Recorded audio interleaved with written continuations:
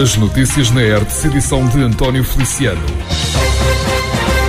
Ao que tudo indica, Tomar vai concluir o processo de instalação de videovigilância na cidade até final deste ano, altura em que as câmaras já deverão estar instaladas e em funcionamento. A expectativa foi avançada à Hertz por Hugo Cristóvão, presidente da autarquia nabantina. Em recente entrevista nos nossos estúdios, ficou então um olhar sobre os sucessivos casos de vandalismo que têm assolado o património público na cidade, desde logo os sanitários da zona desportiva, que ficaram completamente destruídos por alguém que ainda não está identificado.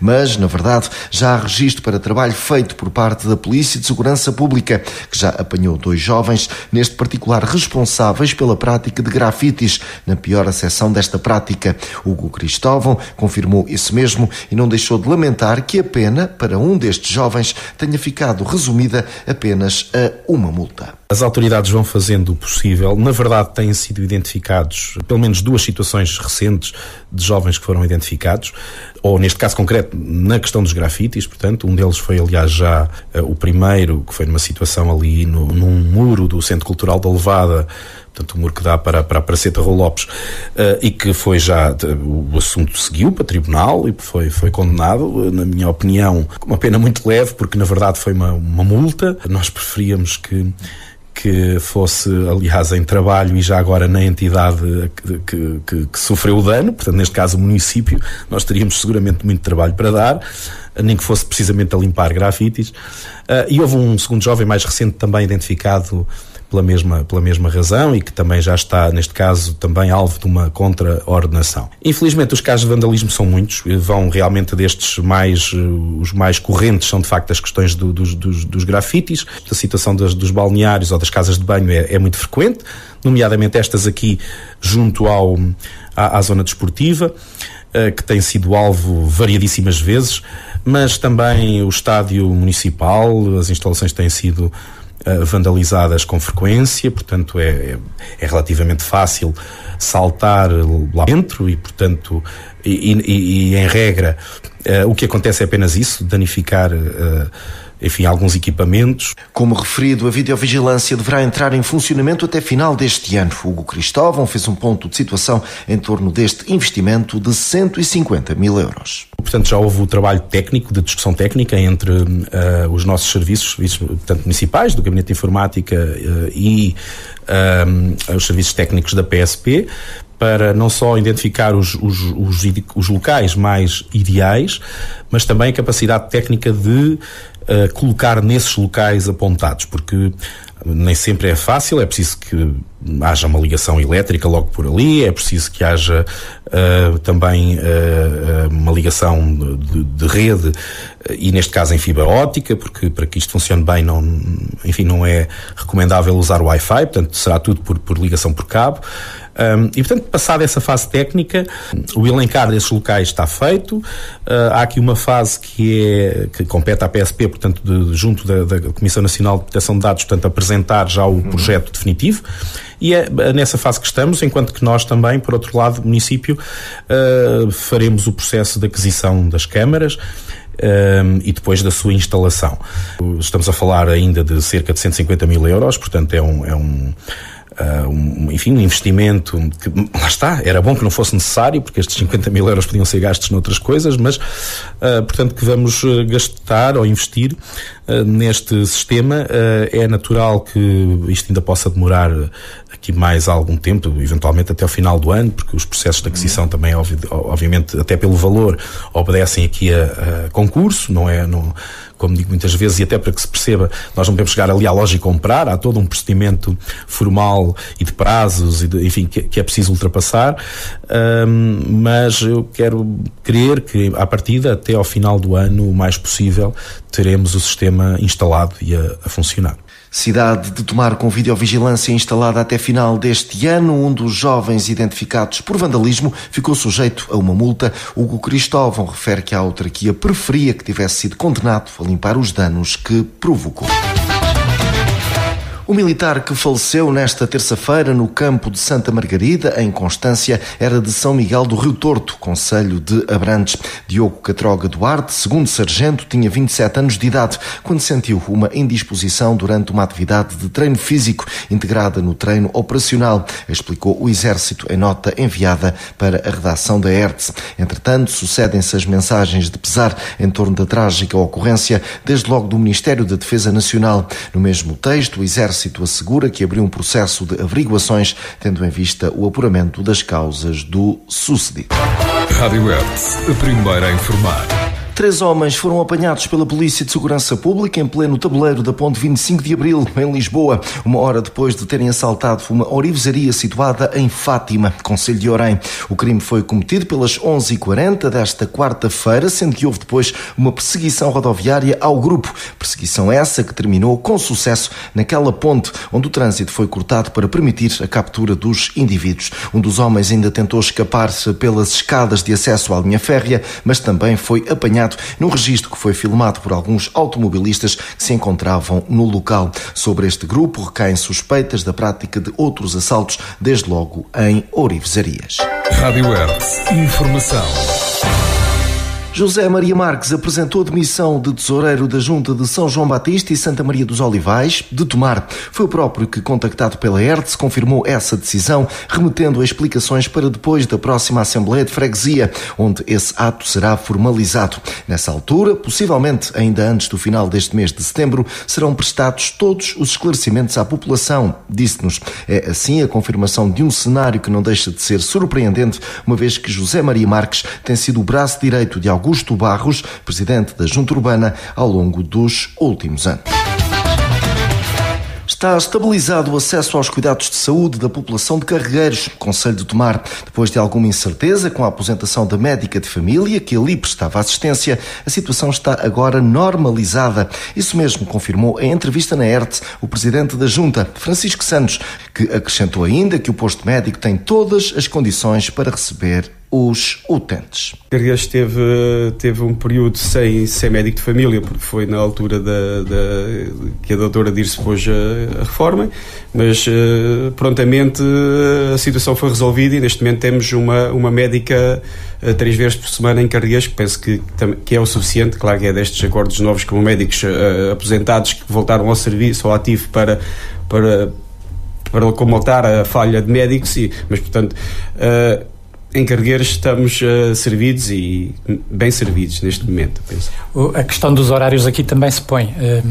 O posto funciona dentro daquilo que são as necessidades da população? Sim, penso que o horário é segundas, terças e sextas, portanto aí que é suficiente para colmatar para que as pessoas sejam atendidas e não haja problemas em esperas, em ser consultadas. Penso que está a correr tudo muito bem. Mesmo assim, Carregueiros ainda é uma aldeia, a Carregueiros, a freguesia em si, onde há idosos sim, mas que todos praticamente têm família por perto, têm acompanhamento. A Junta, claro, que gostava de ter um transporte onde pudesse facilitar as pessoas, ajudá-los a vir a Carregueiros ao posto médico se necessário. Mas penso que não haja muitas dificuldades das pessoas, porque ou tem um familiar, ou tem um vizinho, não há, dentro da freguesia de Carregueiros não há assim muita desertificação, não há muito isolamento de idosos, portanto essa situação não se prende muito.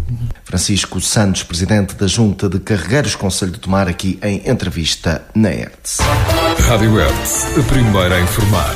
A Polícia Judiciária deteve um jovem de 18 anos suspeito da prática de homicídio qualificado na forma tentada e de detenção de arma proibida, ocorridos na zona de Leiria, no passado 31 de agosto. A vítima, um homem de 26 anos, ferido com gravidade em diversas zonas vitais do corpo, com recurso à arma branca, correu perigo de vida. Após a prática do crime, o indivíduo recorreu ao seu próprio telemóvel para produzir um vídeo no qual se vangloriava da prática dos factos, vídeo esse divulgado via via internet. Diligências imediatas de recolha de prova ainda na madrugada do mesmo dia da ocorrência, incluindo periciais, permitiram a recolha de relevante acervo de prova e proposta de emissão de mandado de detenção fora de flagrante delito, bem como emissão de mandados de busca domiciliária que foram imediatamente cumpridos. O arguido irá ser presente às autoridades judiciárias competentes para interrogatório judicial e aplicação de adequadas medidas de coação. Rádio Hertz. Informação. Vila Nova da Barquinha não foge ao atual cenário que se coloca um pouco por todo o Médio Tejo, ou seja, o mercado imobiliário está saturado, desde logo no que diz respeito ao arrendamento de casas. A constatação foi feita por Fernando Freire, presidente da Câmara. Em recente entrevista na Hertz, o autarca recordou que estão projetados 12 fogos de rendas acessíveis para o seu concelho, um reforço onde cabem ainda as 100 novas habitações que estão a nascer naquele território, em especial na Moita do Norte. Ficou assim o ponto de situação a este dossiê por parte de Fernando Freire, que pretende implementar ainda benefícios fiscais para quem recuperar o edificado. Sem colocar em crise a iniciativa privada, e que é muita neste momento. Neste momento devemos ter muito perto de construção em Vila Nova da Barquinha, muito perto de 100 novas habitações. Nomeadamente na zona da Moita do Norte, então está a crescer e de sobremaneira. Neste momento, por exemplo, na Quinta do Lagarito, junto à escola Dona Maria II, estão a crescer também 2 normalizações, ou seja, uma na Moita e mais 2 junto à escola, para além da própria requalificação. Aliás, ainda agora no final deste mês, dia 20, vou levar à Assembleia Municipal também benefícios fiscais para quem quiser requalificar o seu edificado e punir quem eventualmente não o quiser fazer, porque também importa, de facto, saber que existem casas que são vendidas por 150 mil ou 200 mil euros e que depois as pessoas, no mercado, elas vão isso e não requalificam o seu edificado, com todo o problema que tem a jusante disto, que é a criação de infraestruturas, que a Câmara depois vai ter que fazer para as respectivas organizações e, no fundo, depois alocar algum financiamento que poderá ser feito, se for construído ex-novo, elas estão lá, é só adaptar. Mas dizia eu que, de facto, as organizações estão em crescendo, sem colocar em crise as entidades privadas que funcionam bem e muito bem. Temos também, de facto, 12 andares para arrendamento acessível junto à Santa Casa da Misericórdia de Vila Nova da Barquinha para esse tipo de oferta, que é o arrendamento acessível para famílias com base nos critérios do IRU que podem eventualmente fazer o respectivo arrendamento. Porque não há, ou seja, neste momento Vila Nova da Barquinha não tem casas para arrendar, ou se tiver elas são pontuais e o mercado está todo saturado. Não é só em Barquinha, por exemplo, também nos concelhos limítrofes ou que têm conhecimento, nomeadamente o entroncamento, isso se passa. Que tem a ver também com uma oferta, nomeadamente, que já tinha sido praticada pela comunidade intermunicipal, que era a ligação do passe a Lisboa com 49 euros, e que agora a medida do governo que diz que vai colocar a 20 euros o passe entre Lisboa e também o entroncamento, leia-se Barquinha, porque de facto são 2 territórios confinados. Vila Nova da Barquinha está a ver nascer 100 novas habitações naquele território, em especial na Moita do Norte. Um homem de 38 anos foi detido pela Guarda Nacional Republicana de Pombal, distrito de Leiria, acusado de ter ateado um incêndio. Na sequência de uma investigação, os militares da GNR recolheram informações, tendo em vista determinar o ponto de início do foco e a sua causa. Foi possível apurar que teve origem em trabalhos agrícolas com roçadora de disco de ferro, o que provocou a ignição que deu origem ao fogo, que consumiu uma área total de 2,5 hectares de mato e floresta, pinhal e eucaliptal. O suspeito foi localizado e detido. O arguido foi constituído então nessa condição, será apresentado ao Tribunal Judicial de Pombal para a aplicação das medidas de coação. Rádio Hertz, a primeira a informar. O Concelho de Ourém vai criar 100 novas habitações a custos acessíveis, com o claro objetivo de ajudar a resolver um evidente problema de escassez de imóveis que, nesta altura, se verifica naquele território. Em recente entrevista na Hertz, Luís Albuquerque, presidente da autarquia oriense, admitiu que está em causa uma corrida contra o tempo, uma vez que há prazos a cumprir para que haja acesso ao financiamento previsto pelo Plano de Recuperação e Resiliência. Há, então, 6 projetos para dar corpo em Ourém, reforçou Luís Albuquerque, que disse ter esperança em poder responder ao aumento de população no seu concelho. Completamente, é mesmo uma corrida contra o tempo, porque o tempo nunca foi muito E depois, além de não ser muito, temos processos burocráticos, muito burocráticos, que são extremamente complicados de conseguirmos ultrapassar. Ontem mesmo estive no Iru, uma reunião no Iru, para ver se conseguíamos desbloquear os processos que ainda temos pendentes. Penso que foi uma reunião produtiva, porque pareceu-nos que há vontade também de aligerar algumas situações que possam ainda estar mais complicadas. E, portanto, nós temos 6 projetos em curso, uns mais adiantados do que outros. Temos a esperança de que possamos rapidamente conseguir lançar o primeiro concurso para o efeito, e até porque é o que nos preocupa mais, porque é o de maior dimensão. Mas temos que ser ligeiros para conseguirmos cumprir com os prazos a que estamos obrigados. Nós temos hoje muita falta de habitação no nosso concelho. Nós hoje temos um concelho que, de acordo com os últimos censos, tinha cerca de 45 mil pessoas, mas hoje, fruto da atividade económica que temos, e nós temos um concelho quase que sem desemprego, felizmente, uma taxa de desemprego de 2%, tem captado muita gente, muitas famílias para o nosso concelho, que hoje encontram muitas dificuldades em encontrar habitação em Orém, em Fátima, em Caxarias, na Freixenda, em qualquer local. E por isso identificamos como um dos nossos grandes problemas, e por isso também entendemos avançar com aproveitando dinheiros do PRR para construir novas habitações para alugar a preços acessíveis. Como referido, estão projetadas 100 novas habitações, divididas por Orém, Fátima, Vilar dos Prazeres e Caxarias. Luís Albuquerque indicou os números precisos e apelou ainda à dinâmica da iniciativa privada. Nós estamos a falar de cerca de 100 novas habitações, em Orém cerca de 35, em Fátima cerca de 40, depois temos no Vilar dos Prazeres 10 e em Caxarias também mais 10. E por isso pensamos que com este projeto conseguiremos fazer face às necessidades que há. Eu recentemente falava com um agente imobiliário que me disse que só naquela semana tinha tido 18 pedidos de famílias que queriam um apartamento no concelho de Orém e que não lhe conseguiu encontrar espaço para eles. Portanto, é um problema grave que temos, é um problema grave que estamos a procurar resolver da nossa parte, esperando que, obviamente, também a iniciativa privada, e felizmente tem havido algumas intenções de construção de novas habitações no concelho, que possam também fazer a sua parte, porque tem que haver também aqui um pouco este enquadramento entre o privado e o público, porque nem nós podemos ter excesso de oferta ao nível público, neste caso através deste programa, porque senão iríamos também cortar a iniciativa privada, e isso obviamente não queremos também de modo algum fazer isso.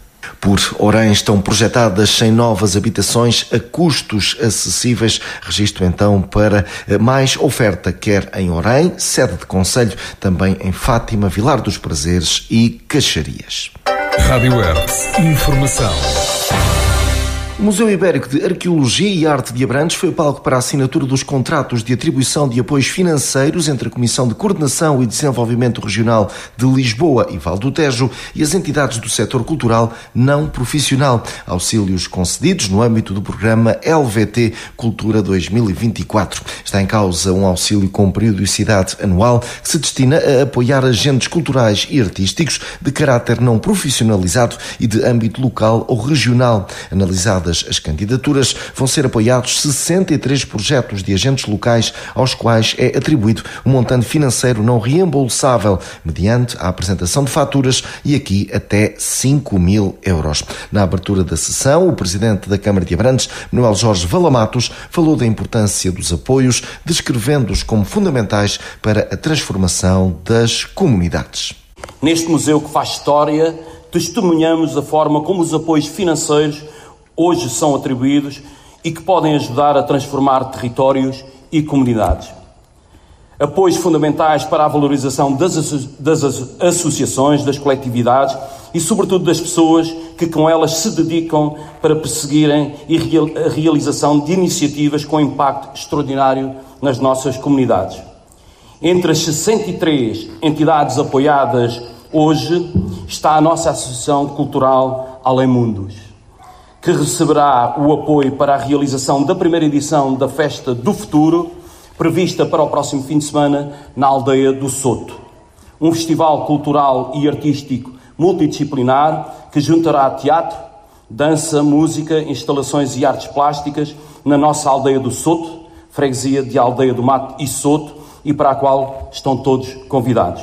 Para a Presidente da CCDR-LVT, Teresa Almeida, este programa representa um verdadeiro fôlego para dar uma maior escala e visibilidade aos projetos. É uma nova competência que as CCDRs do país, são 5 comissões de coordenação regional que acabaram por adquirir competências também na área da cultura, um processo que se efetivou no dia 1 de janeiro deste ano, portanto muito recente, com ainda recursos humanos muito incipientes que nós construímos e aceleramos, mas que efetivamente é uma componente de todas as competências que tínhamos anteriormente, que nos honra muito e que nós queremos também dar e ajudar a um impulso para que cada vez mais as políticas públicas sejam integradas e a componente cultura, obviamente, que é transversal e muito importante para que possamos também trabalhar estas novas competências.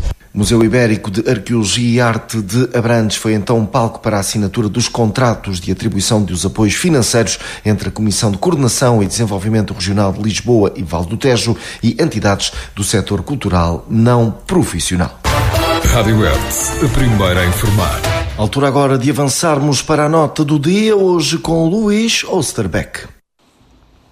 Nos próximos dias 20 a 22 vão decorrer as Jornadas Europeias de Património. E elas decorrerão sob o lema Património para Todos, que é algo que felizmente se foi inscrevendo na forma como as sociedades têm vindo, não na Europa, mas não só na Europa, a encarar a importância do património. Mas também é esta uma ocasião para refletirmos sobre o facto de que falamos muito sobre património, sobre o acesso ao património, mas depois, na prática, muito dessa atenção é desviada para o curto prazo, para a lógica, por exemplo, relacionada com o turismo, as receitas das bilheteiras, etc. Certos países, e aqui dou, por exemplo, cito o exemplo da Irlanda, que é muitas vezes apresentada como um país que se pode comparar com Portugal. Na Irlanda, as entradas dos museus, que inicialmente eram pagas, passaram a ser gratuitas. A reflexão foi a de que as entradas pagas faziam com que os que têm menos recursos, que já são prejudicados no sistema de ensino, que têm menos condições de aprendizagem em casa com as suas famílias, que elas próprias prejudicadas pela diferenciação social, que essa lógica de bilheteira tornava o acesso à cultura, designadamente aos museus e aos monumentos e sítios, como algo de inacessível para, precisamente, esses grupos sociais que são maioritários na nossa sociedade. E muitas vezes, quando olhamos para museus, para monumentos como o Convento de Cristo, por exemplo, não pode deixar de ficar uma certa sensação de que aquilo é sempre para os mesmos, é sempre para os que têm mais recursos, para os que têm mais dinheiro, para os que tiveram mais educação. Se de facto vamos fazer umas Jornadas Europeias de Património e levar isto a sério, esta ideia de património para todos, valeria a pena repensar as políticas de bilheteira. Tornar os museus gratuitos, ou pelo menos atribuir a todos os cidadãos uma espécie de passe que lhes permitisse visitar pelo menos 1 ou 2 vezes por ano todos os monumentos, sítios, museus, arquivos, bibliotecas deste país. Dar essa oportunidade, convidar as pessoas sem lhes pôr nenhum entrave, nomeadamente um entrave financeiro. Isso sim seria património para todos. O resto faz-me lembrar um poema do Luís Cília, cantado há muitos anos atrás. Vamos ver o povo, oplá. Vamos ver o povo. Já está. Ouvimos Luís Osterbeck com a sua nota do dia. Está finalizado mais este espaço de notícias. Continue connosco. Estas e outras notícias em radiohertz.pt.